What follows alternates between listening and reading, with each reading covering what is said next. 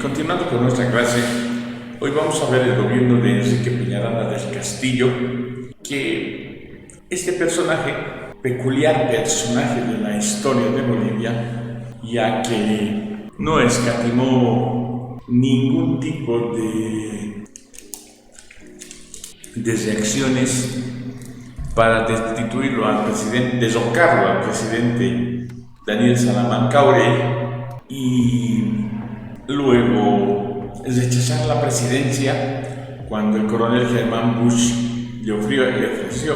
Claro, las intenciones de Enrique Peñaranda del Castillo era siempre entrar por el voto popular. Entonces, llega a tener se le cumple ese objetivo, y hay que tomar en cuenta que la situación política en el país y a nivel mundial estaba en un proceso muy delicado. La Segunda Guerra Mundial había estallado a fines casi en el penúltimo trimestre del año 1939. Peñaranda decreta para congraciarse la simpatía de la oposición una amnistía general e irrestricta, pero esto le duraría poco, porque al igual que la mayoría de los gobernantes que ha tenido este país, un buen porcentaje, ya sea de su periodo constitucional o los primeros de su aventura golpista, los primeros años de su aventura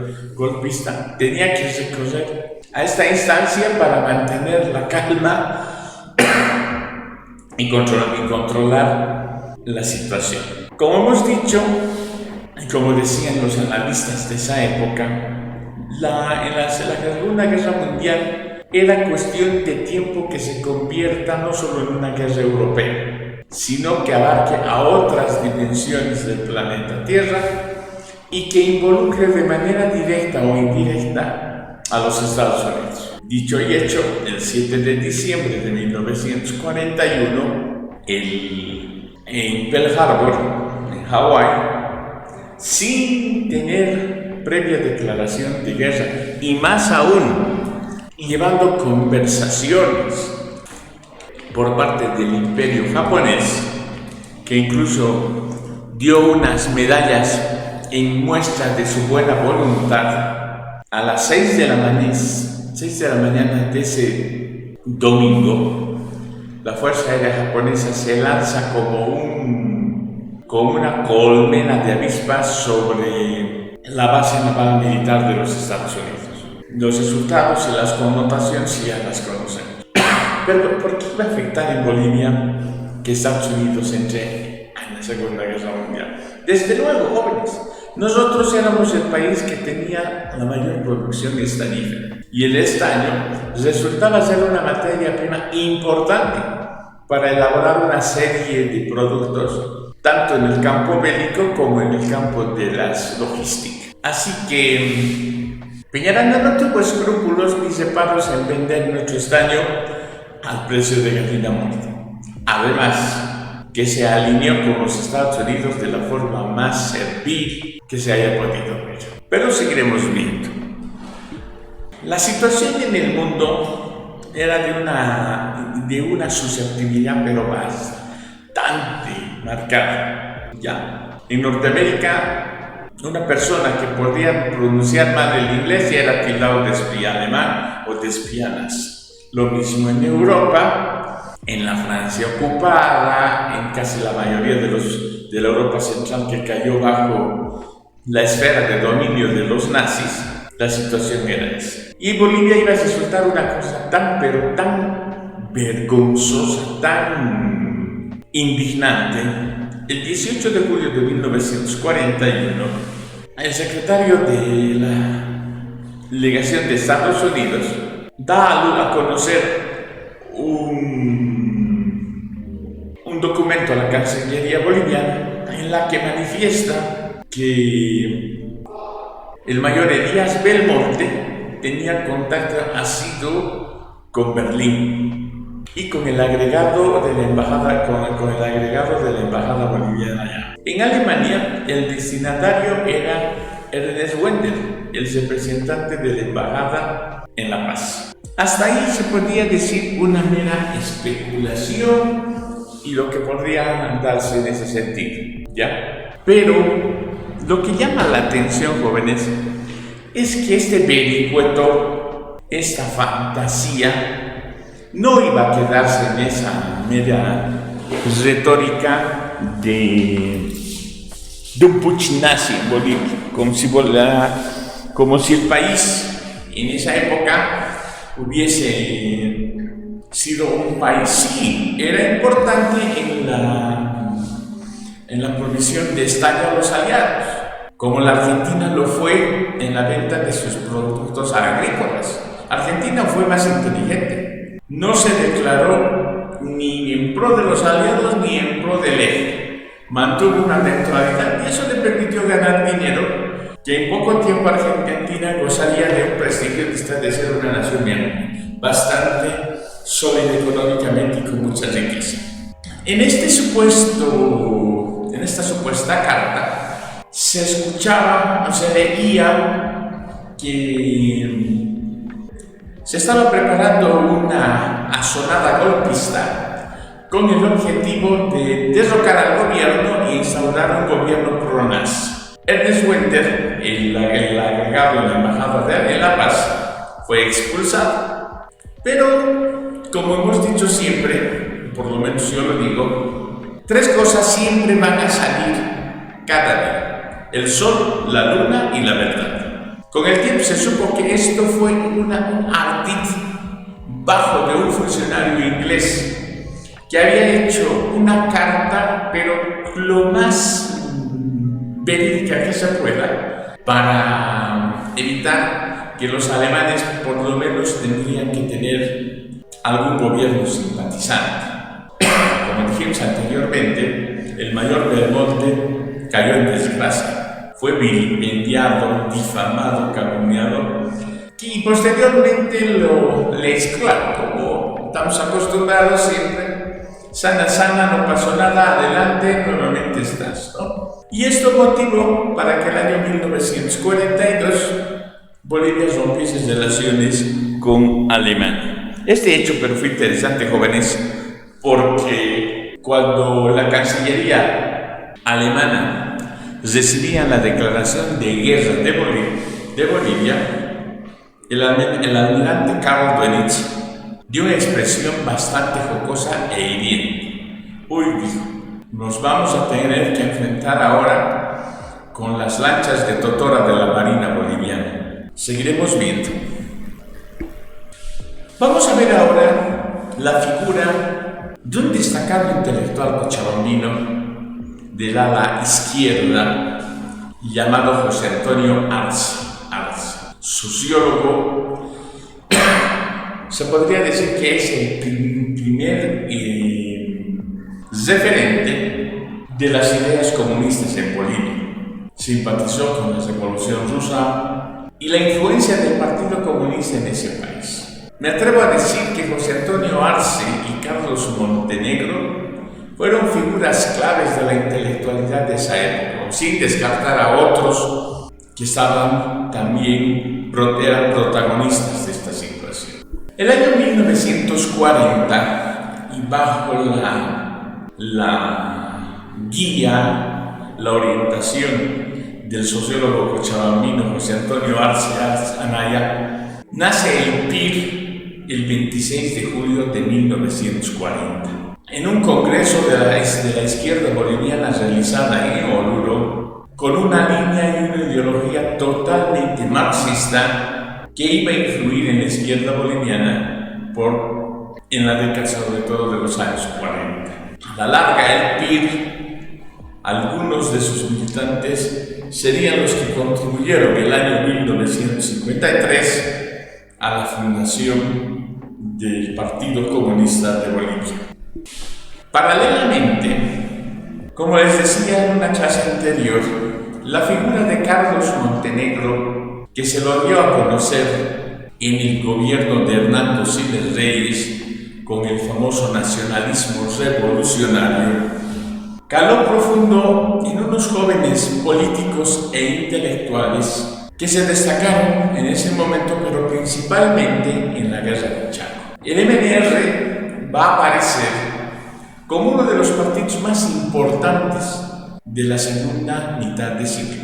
Hay cierto paralelismo, y en esto me asusta un poco, jóvenes, ese paralelismo que hay entre el MNR de esa década y el movimiento socialista, el movimiento del MAS, el movimiento al socialismo en sus primeros años, hablando del 2001, 2002, etcétera, etcétera. Entonces, el MNR llegaría a ser el partido que asume un rol protagónico desde 1945 hasta 1985.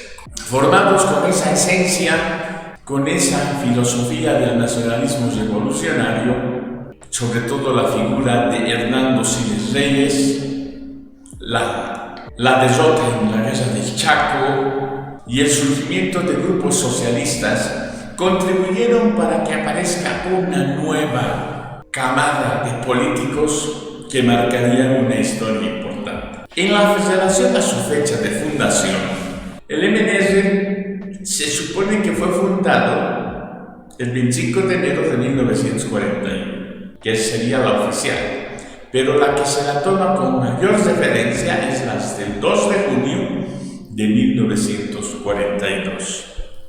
Les decía también en una clase anterior que durante el gobierno de Bautista Saavedra Mealla, principalmente en marzo de 1921, los gobiernos iniciarían y llevarían el estigma y el rótulo de masacradores.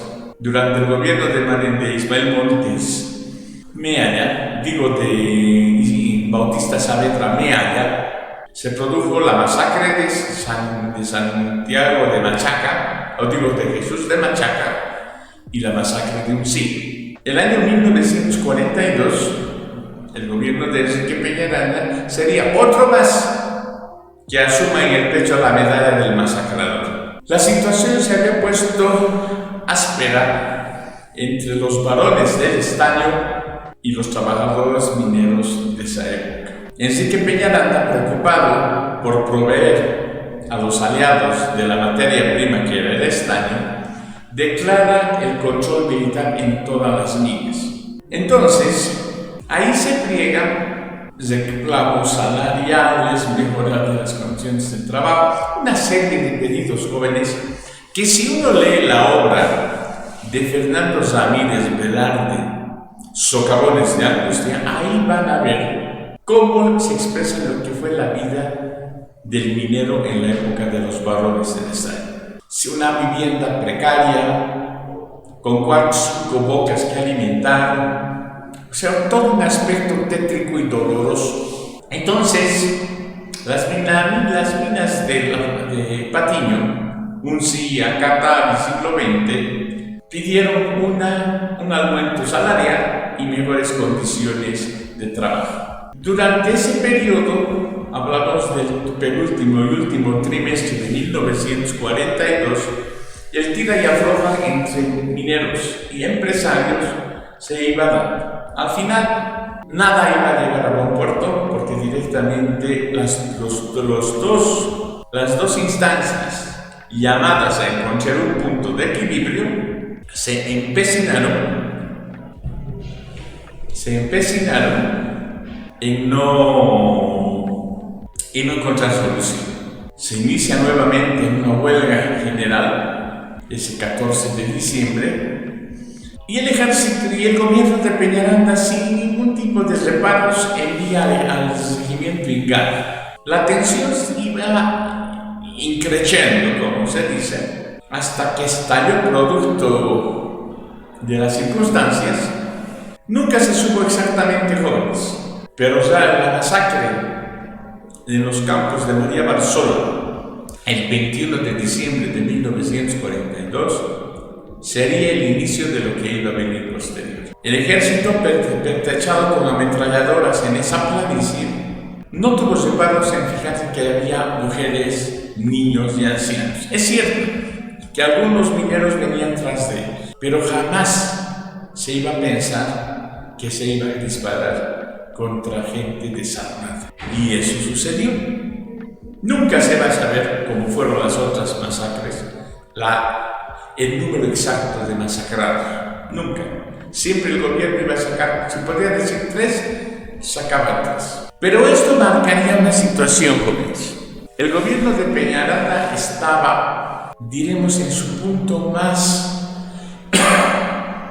de un sin retorno. Y a nivel internacional, como este señor era servil al imperialismo yanqui, produjo un acercamiento con los norteamericanos y estos envían una misión a Bolivia a la cabeza de Marvin Bohan. Y la idea era, miren, ¿de qué año estamos hablando? De casi hace 90 años atrás. La idea era desarrollar un plan económico que le permita a Bolivia diversificar su industria. Es decir, no depender solamente del estaño. Eso hacía que seamos frágiles, poco desarrollados, sometidos a imposiciones de afuera, etcétera, etcétera. Entonces, Marvin Bohan planteaba esa situación, desarrollar el agro. Es así que se crea la Corporación Boliviana de Fomento, que estuvo vigente, si no me equivoco, hasta el cuarto periodo del gobierno de Víctor Paz Estenssoro. Se buscó también el desarrollo agroindustrial, principalmente en Santa Cruz con los ingenios azucareros. Se crea el Banco Agrícola de Bolivia, que debería servir a todos los agricultores de los 9 departamentos. Al final, jóvenes, ese banco desapareció porque se sacaron la plata, no los agropecuarios, los productores, etcétera, etcétera. Los mismos ejecutivos de los distintos gobiernos que subieron en Bolivia. Otro aspecto de esto es la construcción de la carretera Cochabamba-Santa Cruz, como denominamos ahora la carretera antigua, muy bien hecha, y permitió conectar el oriente con el occidente boliviano, que hasta ese momento seguía incomunicado. Pero seguiremos viendo. Casi un año después de los luctuosos hechos de la masacre de Catavi del 21 de diciembre de 1942, que derivó posteriormente que ese día sea declarado Día del Minero, donde los petroleros también festejan el nacimiento de yacimientos petrolíferos fiscales bolivianos durante el gobierno de David Torres Riló. El 20 de diciembre se produce el golpe de Estado contra el gobierno de Peñaranda. Este cae prisionero sin ningún problema, es detenido en su casa y es enviado al exilio. Es cierto que probó su propia medicina cuando se vio aislado, solo y sin ningún peso que le lance. Lo mismo que le hizo pasar al doctor Daniel Salamanca ahora. El Palacio de Gobierno fue tomado muy temprano y en esta intentona golpista, la figura clave era el mayor Taborga, que se constituía en el hombre de confianza de Enrique Peñaranda del Castillo. Pero Taborga se da la vuelta y con eso el régimen de Enrique Peñaranda del Castillo se desmorona sin originar un golpe de Estado totalmente incruento, y donde aparece la figura de un militar muy destacado en la guerra del Chaco, además un cadete graduado con muchos honores en el colegio militar, puesto que son pocos los cadetes del ejército de Bolivia que hayan recibido el cordón de oro. Asume y se hace cargo de la presidencia y Gualberto Villarroel tiene esta logia que se había fundado durante la guerra del Chaco,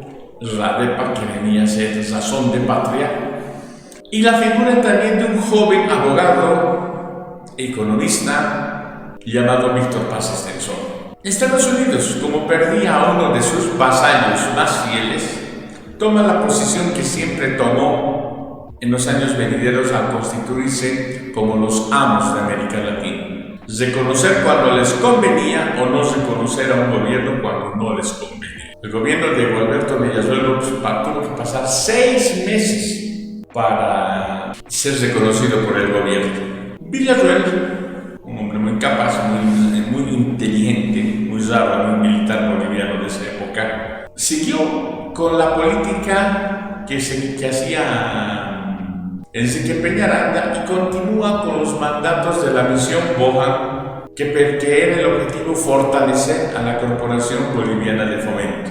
Entonces, le dio fuerza, énfasis y siguió con ese impulso, aunque vemos que el plan Bohan y el fortalecimiento de la Corporación Boliviana de Fomento, que recibía plata del exterior, el Banco del Estado, el Banco Central de Bolivia, fue resistente a aportar con capitales. Les decía hace un rato que 2 figuras destacadas en esos primeros 40 años del siglo XX vienen a ser de 2 cochabambinos, José Antonio Arce Anaya y Carlos Montenegro, un joven ideólogo intelectual, exponente del nacionalismo revolucionario, contribuiría mucho en primera instancia al gobierno de Hernando Siles, que es donde ahí se muestra el nacionalismo revolucionario, pero donde llegaría a ser el esplendor de esta ideología de Montenegro fue el triunfo de 1952. Lamentablemente, los 2 intelectuales fallecerían muy jóvenes. José Antonio Arce falleció como consecuencia de una paliza brutal que tuvo en la época de campaña cuando era el oponente de Enrique Peñaranda del Castillo. Y Carlos Montenegro igual. Cuando Hernando Siles Reyes estaba en el cenit de su gobierno, él tenía apenas 22 años, 23 años, pero con un respeto bien ganado. En este interín, jóvenes, no vamos a dejar a un lado el aspecto literario. Lo que iba a pasar en Bolivia después del gobierno de Villazuel iba a ser algo muy interesante y que no tenía precedente alguno. Presentan 2 obras, mejor dicho, Carlos Montenegro, una obra exquisita y de muy buena referencia que da de lo que era el nacionalismo revolucionario. Me refiero a la obra Nacionalismo y Colonial. Y tuvo una gran aceptación entre el poco círculo de intelectuales bolivianos. Y por otro lado, otro joven movimentista que llegó a ser secretario privado del coronel Germán Cruz Becerra, me refiero a la figura de Walter Guevara Arce. Nacido en Ayopaya, presenta a la nación su famosa tesis de Ayopaya, donde se marca y señala la importancia de esta ideología en lo que iba a ser en la Bolivia al futuro. Y no se equivocó, porque el MNR a partir del 52 iba a marcar. Pero lamentablemente, el MNR en 12 años terminó traicionando la revolución de 1953. Durante el gobierno de Gualberto Villazuel López, en el año 1945, se realiza en el mes de mayo la primera marcha campesina para tener el primer Congreso Indígena. Hasta ese momento, jóvenes, los indígenas seguían siendo ilustres desconocidos de los mismos bolivianos. Partieron de diferentes partes del país y estamos hablando cuando la población boliviana, el 90% vivía en las zonas rurales y el 10% en las zonas urbanas. Esto causó una gran remozón en los señores hacendados, produjo la preocupación de esa burguesía mestiza que ya se estaba ya había echado raíces en Bolivia, y también de sectores conservadores. Veían que esto no era bueno, que se estaba dando alas a estos ignorantes que no sabían ni siquiera por qué existían. En este congreso, el presidente Gualberto Villarroel López va a abolir para siempre el pongueaje. Como ustedes recordarán, el pongueaje estuvo presente desde el mismísimo momento que nació la República de Bolivia. Es cierto, si somos muy ordenados cronológicamente, el indígena de esta parte de Sudamérica, es decir, de todo el territorio del Alto Perú, no logró su independencia en 1825. Pasó del yugo de los españoles al yugo de los criollos y los besties. Y de ahí fueron considerados como parte de las grandes haciendas de estos personajes. Y como ellos vivían bajo la tutela del patrón, tenían que acostumbrarse a eso. El patrón hacía y deshacía todo en la vida de esta gente. Entonces, hemos dicho se va a abolir el pongueaje y también que el servicio ya no es gratuito y se elimina todo matiz que recuerde al esclavismo. Y también se autoriza la libre circulación del indígena en las ciudades. A su vez, como les decía en una clase anterior, el movimiento obrero en Bolivia es muy sui generis. Nació no de las fábricas, porque Bolivia no tenía una industria sólida y establecida. Nació del movimiento minero que había ido creciendo paulatinamente en toda la minería que dependía de los tres varones del Estado. Cuando se crea la Federación Sindical de Trabajadores Mineros de Bolivia, esta llega a tener una importancia clave porque los mineros se van a convertir en la vanguardia de su lucha. Hay que señalar que la minería seguía siendo el motor principal de la economía del país. Entonces, los mineros a la vanguardia y ese escaso y reducido movimiento obrero posteriormente daría el año 1953 en abril al nacimiento de la Central Obrera Boliviana. La Federación Sindical de Trabajadores Mineros de Bolivia fue un factor importante para movilizar en los tristes meses de agosto-septiembre de 1985. Dijimos que el gobierno de Villarroel fue desistido por toda la rosca minera. Lo veían siempre primero como un nazi, después como un comunista, o sea, a Villarroel lo tiraron de todo. El 20 de noviembre de 1944 se produjo una intentona golpista en Oruro, en la cual iba a la cabeza el coronel Ovidio Quiroga. Se desplazó a las tropas de La Paz, que desbarata este intento y lamentablemente se ejecuta a los cabecillas insurrectos. Pero un grupo donde estaba Carlos Calvo, Félix Capriles, Miguel Brito y otros fueron detenidos y se dictaminó que deberían ser residenciados en la localidad de Ixiamas, en los Yungas paseños. Hasta ahí no había de qué preocuparse. Todo lo que ocurría en Bolivia era una acción y una reacción. Y esto era reacción de estos caballeros que se lanzaron a una aventura golpista y fracasaron. Pero jamás se iba a pensar que cuando eran trasladados a dicha localidad de Ixiamas, en una curva en la zona de Chuspipata, para de golpe la camioneta y los ordenan bajarse.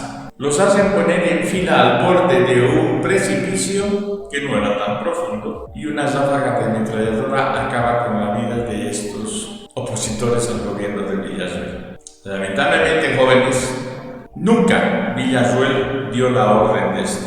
Nunca, pero se sabía que la orden de ahí salió desde Palacio. Con los años después, pero de manera especulativa, se dice que el que ordenó fue Víctor Paz Estenssoro. Lamentablemente ya la sociedad boliviana otra vez estaba fracturada con las noticias del fusilamiento de Chuspipata, lo que originó que la clase alta boliviana y media empiecen a conspirar, y fue el inicio de la caída de Gualberto Villarroel López. Si ustedes leen la obra de Augusto Céspedes, El presidente colgado, y después, o primero lean El dictador suicida y luego El presidente colgado, ahí van a ver con lujo de detalles lo que realmente pasó en este periodo. Sí llama la atención bastante lo que iba a producirse. Villarroel cometió el error de decir: no soy enemigo de los ricos, pero soy más amigo de los pobres. Ahí la hazaña de la clase media y alta empezó a tejer todo para la conspiración. Primero, en el mes de julio se frustra esta situación, pero la mecha ya estaba encendida. Faltaba que llegue al fulminante y explote todo. Los opositores, que ya se habían incrementado en un número bastante considerable, había un sector arengado por una profesora, Teresa Solares, y empezaron con problemas de lo normal que se hace para generar asperezas, roces, violencia y finalmente construir con la caída del gobierno. Y eso pasó. Los asalariados del ferrocarril, el sector bancario y todo, hasta los universitarios y el sector del magisterio, etcétera, etcétera. Lamentablemente, el 21 de julio de 1946, esta chusma llega a tomar la Plaza Murillo con el objetivo de que el presidente Gualberto Villarroel López renuncie. Pero una vez que él firma su renuncia, la cosa parece que era solamente un pretexto, puesto que la gente reacciona y decide asaltar el palacio. Se sabe que Villarroel le agarró unas ráfagas de metralleta, y en el momento más crucial de este 21 de julio de 1946, su cuerpo era lanzado desde el palacio. Se dice que cuando lo lanzaron y fue arrastrado hasta ese farol donde donde fue inmolado este hombre, ya estaba muerto, pero no fue así. Su secretario, su edecán y otra persona más fueron los que en vida fueron masacrados. Ese pobre hombre, ese secretario, que lo único que decía: yo no tengo nada que ver, yo trabajo aquí porque tengo que ganarme la vida, porque soy padre de 4 hijos. Ni aún ante esa súplica, esta chusma desbordada y dirigida por esta profesora Teresa Solares no consideró la situación. Este hecho en la historia de Bolivia siempre va a estar marcado, y también va a estar marcado en referente a lo que como parte de la historia latinoamericana. Bolivia, a partir de este hecho luctuoso, para otros países era una nación de indios salvajes, como si el indio hubiera participado en eso. Dice: no, fue una imagen que Bolivia no olvidaría nunca. Y el desencantamiento de la irracionalidad de las masas que cambió violencia en el país. Sí, pero no sería tampoco la primera y la última, porque la violencia se va a generar peor todavía cuando el MNR llegue al poder. Porque el MNR es el partido que generó la corrupción, el canibalismo político, la partidocracia, el contubernio y todo ese aspecto. O sea, si somos críticos e imparciales, el MNR fue el que diseminó, sembró todos esos males que hasta ahora se ven jóvenes. Hasta ahora, el prebendalismo, el venderse por $50,000, con los hechos que se habían acelerado ese 21 de julio, al desaparecer la figura del presidente Villarroel, se decide que una junta que debería ser presidida por el doctor Tomás Monje Gutiérrez, que era el más alto magistrado de la Corte Suprema de la Paz, de la Corte Superior de la Paz. Pero en esos acontecimientos luctuosos él estaba delicado de salud, y fue don Néstor Guillén Olmos el que se hizo cargo por esos días, estamos hablando 26 días, para manejar los rumos del país. Pero ya en el país estaban bien arraigados el PURS, el PIR y otros partidos de mayor o menor envergadura. La muerte de Villarroel, como lo manifiesta el escritor Augusto Céspedes, decía que fue una muerte de un hombre que cometió el pecado de querer más justicia para todos y mayor equidad. Pero el servilismo, la conspiración de esa clase a la cabeza de un periódico llamado El Diario de la familia Carrasco fue el principal instigador de esta situación. En sus últimas reuniones antes de que se venga ese semejante hecho, Villarroel una vez los convocó a los directores o propietarios de este medio de comunicación y sin ningún reparo les lanzó lo que él pensaba y les dijo: ustedes están buscando mi caída porque ustedes son serviles. Y ahí estaba otro distinguido periodista, doble cara, como fue Demetrio Canelas, otro servil a las rosca minera. Bolivia quedaría fracturada con la muerte de Villarroel y esto llevaría a escasamente 6 años hasta que se produzca la insurrección del 9 de abril de 1952. Les decía también en una anterior clase sobre la figura del fundador del Partido Obrero Revolucionario. Me refiero a Guillermo Lora. Lora ha pasado la historia por ser un destacado ideólogo y militante de la extrema izquierda en Bolivia, pero también por haber difundido en vastas obras la historia del movimiento obrero. El POR, que ya había tenido participaciones en diferentes matices de la política nacional, se estaba enraizando con mayor radicalización en los trabajadores, en los universitarios y en el magisterio. Sin duda alguna, el POR, que si bien ahora son unos dinosaurios que siguen existiendo y que siguen con el mismo discurso de hace 70 años atrás, por lo menos se los ve que una vez que ya se han titulado en cualquier profesión y perciben, diremos, razonables ingresos económicos, la figura de León Trotsky pasa a ser un cuadro en el baño de la casa. Con eso les digo todo. Como les dije, ¿no? Esa vasta producción literaria que tuvo daría como consecuencia que sea un referente en la historia del movimiento obrero. Entre sus obras podemos citar la historia del movimiento obrero boliviano, su ensayo sobre la revolución boliviana y sus aportes al marxismo y el estudio sobre la figura de León Trotsky. El año 1946, cuando se hablaba de,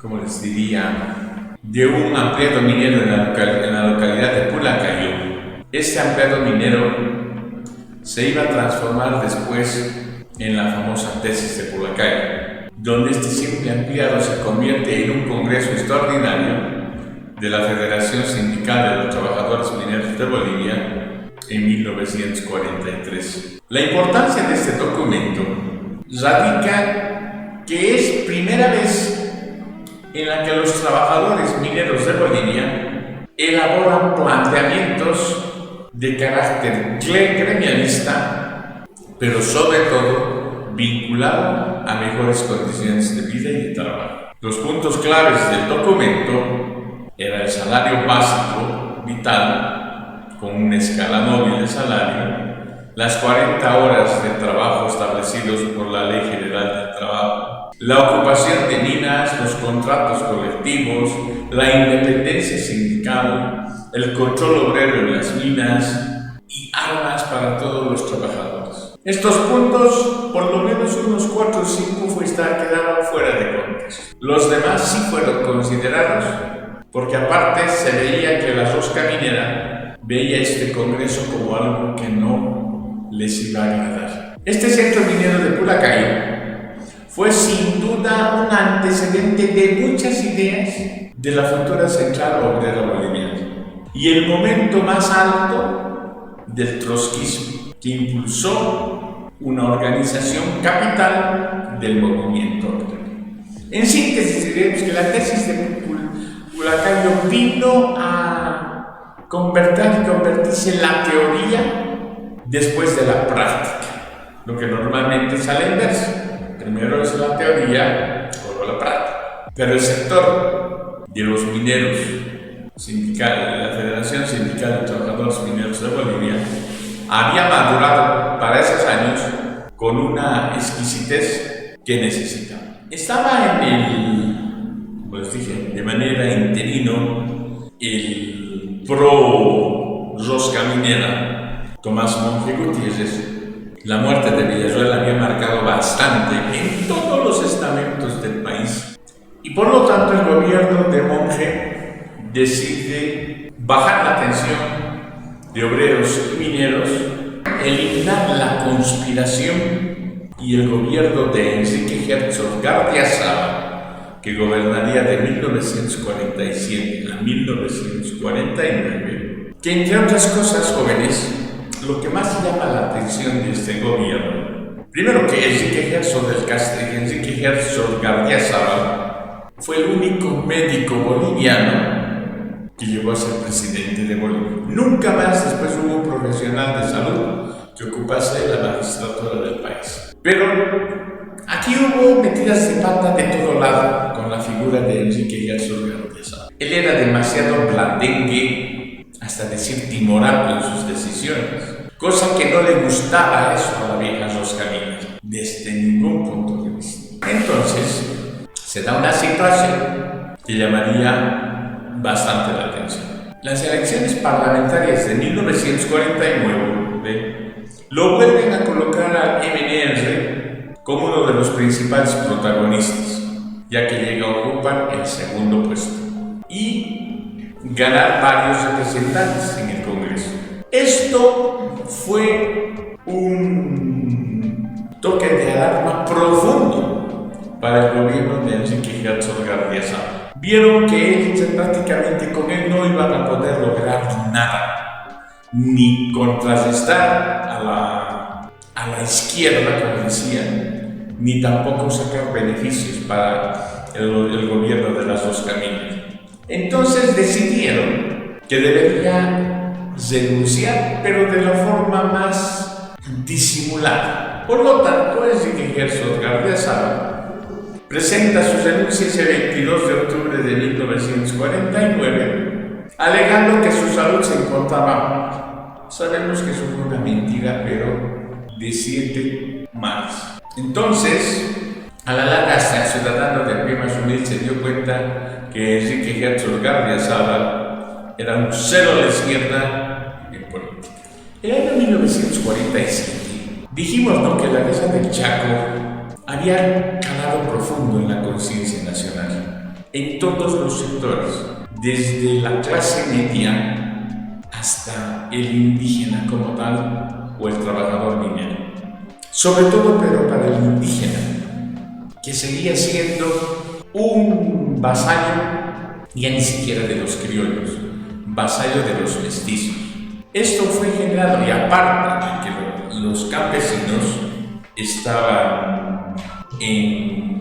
dejaron de ser sonsos, como se decía, ¿no? Como decía Fausto Reina, los años sonsos ya se habían terminado. Entonces, esto no se iba a permitir. Bueno, la cuestión es de que se fueron dando a partir de 1947 tomas de hacienda por parte de los comunarios, y en algunos casos con una violencia desmedida, tanto de un lado como del otro lado. Por otro lado, por ejemplo, en el sector productivo, la minería, las famosas huelgas, que siempre se trazaban o perjudicaban al normal desenvolvimiento de las minas.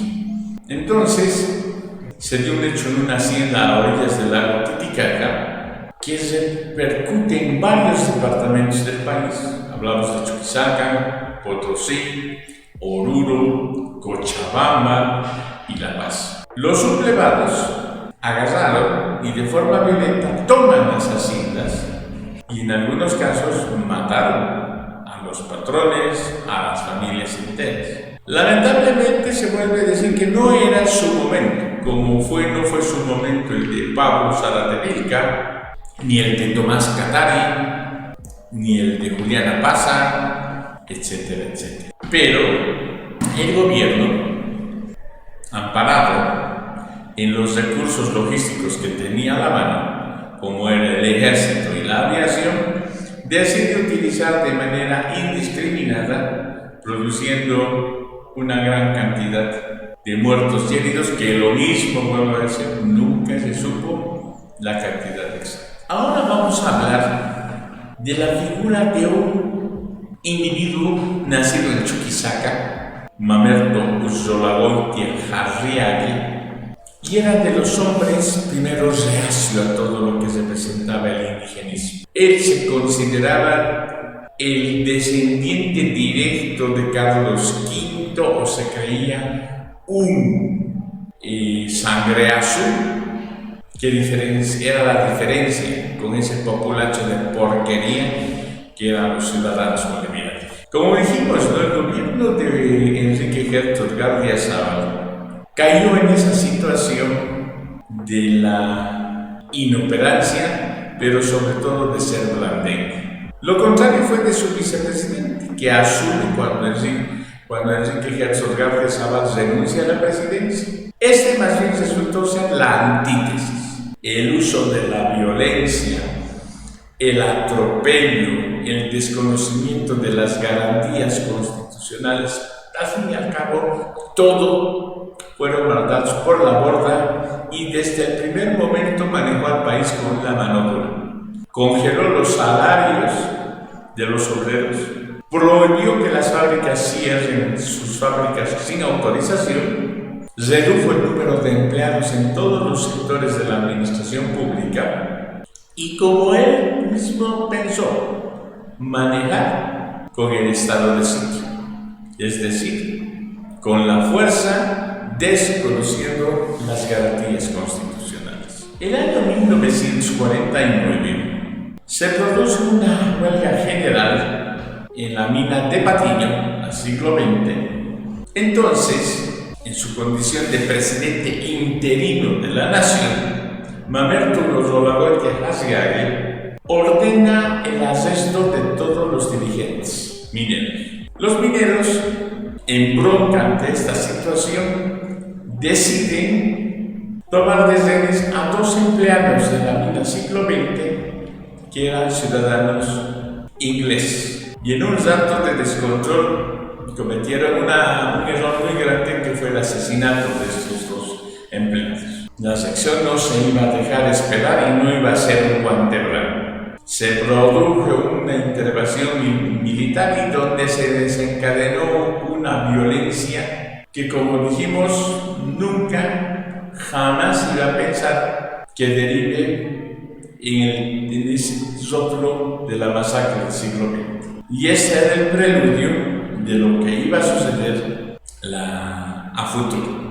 En siglo XX ya la mecha de la revolución ya estaba encendida. Era cuestión de que era una revolución con mecha retardada, es decir, era esperar hasta que la mecha llegue al culminante y produzca la reacción. Pero que la situación era de lo más caótica, porque realmente las cosas, esta masacre del siglo XX, dicen, no, las masacres mineras del siglo XX tuvieron como telón de fondo protagonistas principal al Estado, cuya esencia capitalista se manifiesta en las actuaciones de las fuerzas represivas, las que son movilizadas para sofocar reivindicaciones de obreros sindicalizados.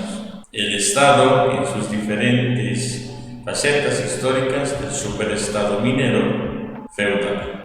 Como ya dijimos y les manifesté también en párrafos anteriores, la masacre de Jesús de Machaca, la masacre de Usí, la masacre de los campos de María Persola, vendrían a englosar obras literarias o archivos históricos para ver ese referente que se iba a dar. Inclusive cuando la rosca minera había desaparecido el año 1967, es decir, casi 15 años que desapareciera esta nefasta casta, el general Barrientos, otro fiel vasallo del imperialismo yanqui, iba a producir otra de las masacres de mayor envergadura.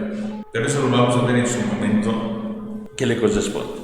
En el año 1951 se llama a elecciones. La violencia política se había desatado en diferentes facetas y eso originó que el oficialismo esté en desventaja. La vieja partidocracia de ese entonces ya había dejado prácticamente de existir. Quedaban algunos resabios de republicanos, de liberales, etcétera, etcétera. Pero la clase media se iba a convertir en el baluarte y en el ariete para mejorar la situación. Es decir, que en el lapso de 1949-1951, el MNR iba a lograr un crecimiento, una adhesión a este partido muy similar a lo que fue el año 2005 con el MAS. Se presenta como candidato del MNR Víctor Paz Estenssoro y Gabriel González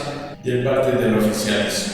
La cosa ahí es esta: el MNR gana las elecciones con el 54.129 votos, que equivale al 43%, y Gabriel González, saca una votación que representa el 32%. Es decir, jóvenes, que el triunfo del MNR fue categórico, abismal, y que no tenía ninguna excusa de ser debatida, cuestionada, etcétera, etcétera. Pero sabíamos la forma de pensar del triste célebre Mamerto Urrobagoiti.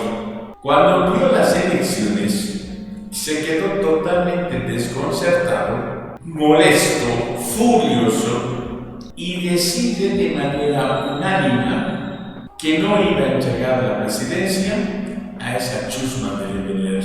Sabíamos que Víctor Paz estaba viviendo en el exilio en ese momento, pero Urrobagoiti hace lo que después se conocería como el mamertazo, un golpe de Estado, y el 16 de julio de 1951 hace una renuncia a la presidencia y le entrega el gobierno a la Junta Militar a la cabeza del general Hugo Baliñán Rojas. Es decir, sin tomar en cuenta el mandato constitucional y todo el protocolo que implica, violó desde un principio a fin la Constitución y entregaba nuevamente a los militares la conducción del país. Como les he dicho, este hecho se denominó en el mamertazo, pero la situación era un punto sin retorno. La gente ya estaba hastiada, ya había fallecido para ese año Simón Iturri Pateño en Buenos Aires. Se buscó por todos los medios evitar que el MNR asuma el poder y se produzca un cambio histórico.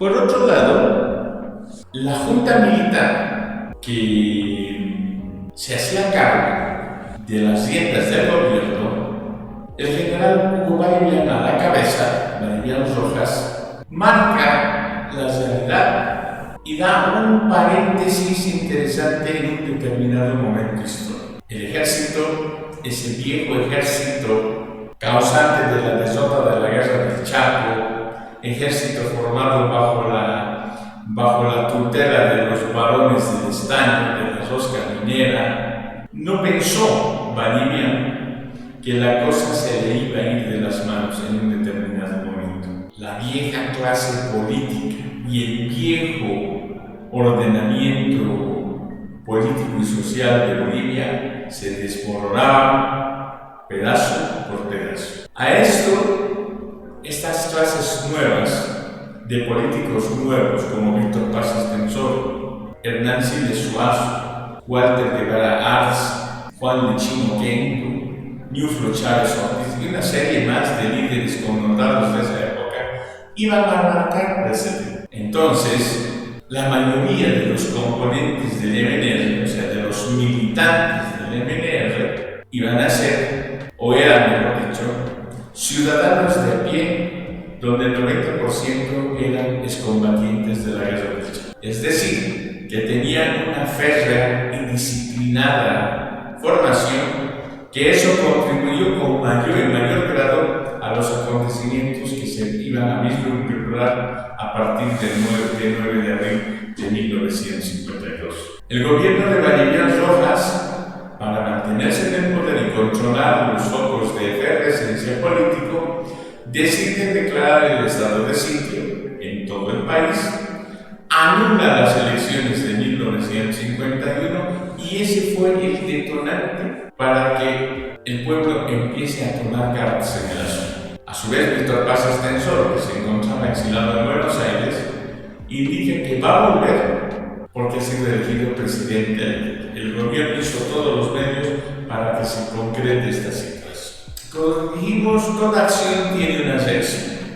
Con la anulación de las elecciones de 1951, el gobierno de Hugo Valeriano Rojas pensó que ahí se apagaba todo, se eliminaba la resistencia, etcétera, etcétera. Por el contrario, esto motivó la bronca de todos los sectores del país y ya había una fecha para iniciar el golpe de Estado, el 12 de abril. Entonces, esta decisión de Valeriano va a acelerar 3 días antes y se está pidiendo para tener un gobierno cohesionado con sus ministros, etcétera, etcétera, ve como conveniente destituirlo a un héroe de la guerra del Chaco, el coronel Selene, conocidísimo en la guerra del Chaco por la famosa batería Selene. Entonces, este facilita a los carabineros armas en su bronca, en su despecho, y pues el 9 de abril los carabineros se desplegan por toda la ciudad de La Paz.